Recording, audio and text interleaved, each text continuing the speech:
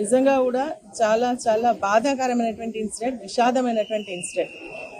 మానవత విలువల్ని మర్చి ఒక 12 ఏళ్ల అమ్మాయి పైన, కూతురి వయసు మనవరాల వయసులో ఉన్నటువంటి అమ్మాయి పైన చేయడం, ఆడుకుంటున్నటువంటి అమ్మాయిని పిలిచి చేసి ఎక్కడ మళ్ళీ తను బయటకు చెప్తుందో అని చెప్పేసి ఆలోచనతో ఎత్తుకొని కింద పడేసినటువంటి ఇన్సిడెంట్ ఏదైతే ఉందో కూడా నిజం కూడా సభ్య సమాజం అందరూ కూడా మరి ఈ రోజు దానిపైన సంఘీభావం తెలుపుతుంటే, ఈ రోజు మరి ప్రభుత్వానికి మాత్రం కనీసం చలనం లేకుండా పోయింది.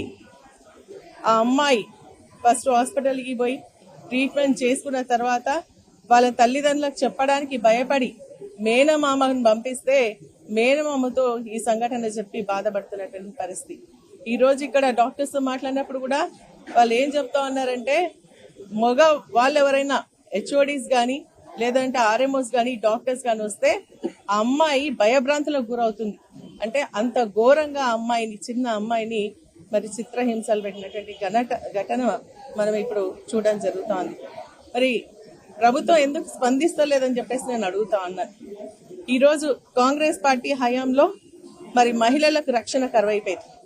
ఇప్పుడు చూస్తా ఉంటే ఈ ఘటనతో మరి ఆడపిల్లల పైన కూడా మరి ప్రభుత్వం పట్టించుకున్నటువంటి పరిస్థితి కనిపించినట్టు అనిపిస్తలేదు. ఖమ్మం జిల్లాకు సంబంధించి 3 మంత్రులు ఉంటే ఒక్కరు కూడా స్పందిస్తలే. ఆ పక్కనే ఉన్నటువంటి వరంగల్ గాని సంబంధించినటువంటి 2 మహిళా మంత్రులు కూడా కనీసం వచ్చి చూసి వారికి ఏం కావాలి అని చెప్పి కూడా అడిగేటువంటి పరిస్థితి లేదు.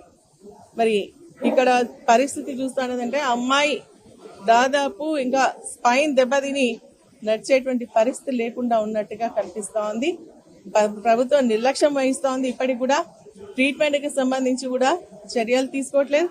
ఎవరైతే దీనికి కారకుడైనటువంటి వారిపైన కూడా మరి సెక్షన్స్ ఇప్పుడే మనకి ఇక్కడ చెప్పడం జరిగింది ఏంటంటే, పోక్సో కేసు ఫస్ట్ చేసి దాన్ని 8-1 చేసి తర్వాత మళ్ళీ అందరు ప్రశ్నిస్తున్నటువంటి సమయంలో దాన్ని 5-6 కి చేయడం జరిగింది అని చెప్పేసి చెప్పడం జరుగుతోంది. నిజంగా ఈ సంఘటన